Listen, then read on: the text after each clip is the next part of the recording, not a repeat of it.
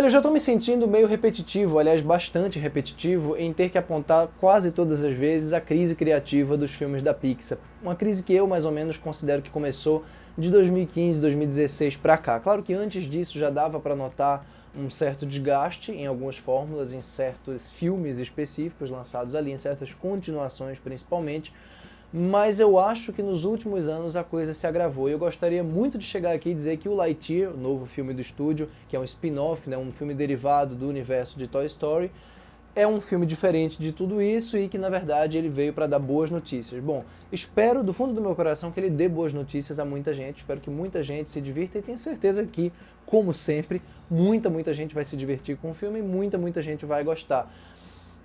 Não foi o meu caso. Bom, antes de explicar por que o Lightyear, na minha opinião, claro, é uma má notícia para a Pixar, eu vou lembrar você que por acaso ainda não fez isso, se inscreva aqui embaixo no botão de inscreva-se, não se esqueça também de curtir o vídeo, porque isso ajuda muito o canal a crescer, e naturalmente deixe o sininho das notificações aí sempre ativado, porque isso sempre vai notificar você todas as vezes que a gente postar vídeos novos aqui. E você também pode acompanhar outros comentários sobre cinema que eu faço, tanto na minha conta do Letterboxd, quanto na minha conta do Twitter. Inclusive eu estou sempre comentando semanalmente o que eu acho de lançamentos que eu vou assistindo. Para deixar claro para quem por acaso não está sabendo, Lightyear, que é um filme da Pixar dirigido pelo Angus MacLane, inclusive o primeiro trabalho dele como diretor solo, né, não é uma continuação de Toy Story e também não é uma história de origem, né, uma história da vida pregressa do Buzz que a gente conheceu na quadrilogia de Toy Story. Não, isso daqui na verdade é como se fosse o filme dentro de um filme. No caso, o Andy, o personagem do dono dos brinquedos, né, ele assistiu a esse filme aqui, ao Lightyear, dentro desse universo de Toy Story, né,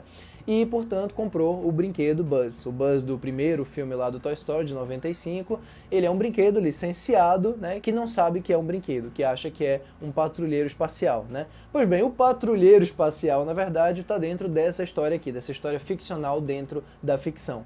No enredo, basicamente, o Buzz está com a comandante dele e o resto da tripulação chegando num planeta estranho, um planeta hostil, e algo acontece nesse planeta, eles perdem a força vital da nave, tentam consertar para voltar para casa, mas não conseguem e ficam presos ali. Toda a tripulação vai ter que aprender a viver naquele planeta de alguma forma, mas o Buzz, obstinado como é em voltar para casa, em cumprir a missão dele, vai de todas as maneiras procurar encontrar um limite de velocidade que é necessária para voltar para casa, para conseguir recuperar essa força vital da nave. Eu sei que já é manjado falar, mas Toy Story é muito genial. É muito genial tanto no conflito dos brinquedos, tanto no conflito do Woody como esse personagem que não quer de jeito nenhum ser substituído, mas principalmente pelo conflito do Buzz. Sempre foi muito comovente olhar aquele brinquedo que não sabe que é um brinquedo e o momento em que ele descobre a verdade sobre ele, né, no primeiro filme, é um daqueles momentos incríveis do cinema, um dos momentos de catarse emocional, de melancolia muito grande,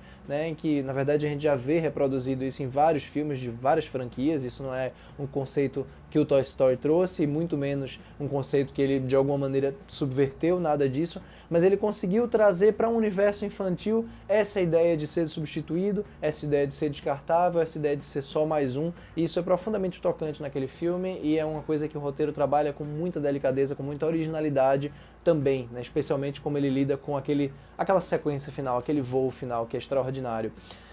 Infelizmente, Lightyear não tem nada disso. O que o filme tem sob essa direção, que é uma direção muito segura, uma direção que não aposta em absolutamente nenhum formato diferente, nenhum tipo de linguagem diferente. O que se tem acaba sendo um roteiro não só muito protocolar, muito previsível, né, com aquelas batidas de começo chorável, né, descoberta de novas amizades, pet fofinho, né, sempre tem ou um pet ou um robô, no caso aqui as duas coisas, numa só. E outras coisas mais como, né, reviravoltas em relação à vilania, etc. Tudo isso aqui é realmente muito telegrafado. Você consegue fechar os olhos e dizer exatamente o que vai acontecer com cada coisa. Muita gente vai dizer que isso não é um problema, porque faz parte da ideia de muitas animações, não todas, essa previsibilidade, esse território fácil, esse território família, e é o que, afinal de contas, vai acabar agradando um número grande de pessoas, especialmente o público infantil. O problema é que visualmente o filme também não dá conta de nada que pareça ser pensado para animação. Uma das coisas mais bonitas do formato da animação, que acaba não sendo exatamente um gênero, porque ele abarca dentro de si vários gêneros diferentes, né? é que é muito bacana quando ele se justifica como animação, quando você olha para o filme e percebe que aquilo não poderia ser contado de outra maneira. É o caso, claro, de Toy Story, é o caso, com certeza, de um filme como Divertidamente, é o caso de um filme como Monstros S.A., de um filme como Ratatouille e de tantas outras obras-primas da Pixar. Mas o Lightyear, da forma como ele é encenado, ele realmente parece um filme de banco de dados de Star Wars, por exemplo. Até a trilha dele é super genérica nesse aspecto. Todas as trilhas mais marcantes da Pixar ficam na sua cabeça assim e transportam você imediatamente para aquele universo do filme e parece muito específico. Aqui não, aqui nem a trilha, nem os cenários, nem as criaturas parecem parte de um universo novo. Pelo contrário, parece uma coisa realmente corriqueira, parece um filme feito para o Disney Plus. E aqui eu vou acabar parafraseando mesmo o crítico do IndieWire, que é o David Ehrlich, que comentou que o Lightyear é o primeiro filme da Pixar desde o começo da pandemia que foi lançado, que vai ser lançado, no caso, diretamente nos cinemas, mas o primeiro que parece ter sido lançado diretamente para o streaming. Ele é um filme visualmente muito pouco inspirado. É claro que de um ponto de vista padrão, né, de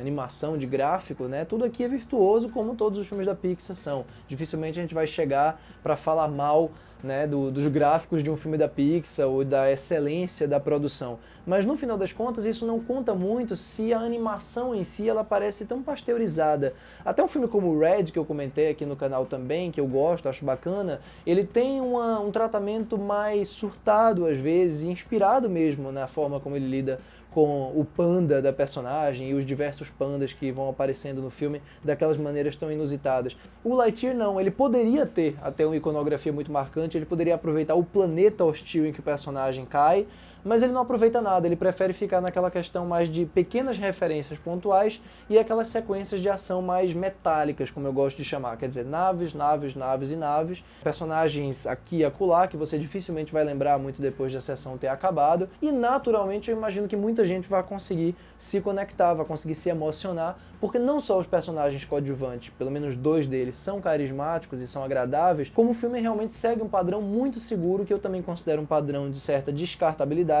dos filmes da Pixar dos últimos anos. Quer dizer, ele não aponta para nenhuma direção nova o universo de Lightyear, o universo de Toy Story, ele não traz nada de um ponto de vista emocional que fique comigo uma vez que a sessão acaba, e principalmente não tem nenhuma cena em particular, isso é o mais triste de tudo, que vai me fazer pensar assim, ok, isso vai ficar na minha cabeça, essa cena eu vou lembrar daqui a algum tempo. Eu assisti o filme há 2 dias mais ou menos e sinceramente eu não tenho certeza se daqui a uma semana eu vou lembrar de muita coisa que acontece nele. Ou seja, para um estúdio que tantas vezes lidou com premissas inovadoras e inusitadas, tudo me parece com o Lightyear chegar no ponto mais inofensivo, né? Não necessariamente ruim, mas consideravelmente inofensivo, daquele que passa bem longe do infinito. Aliás, o infinito aqui não fica além não, ele fica aquém.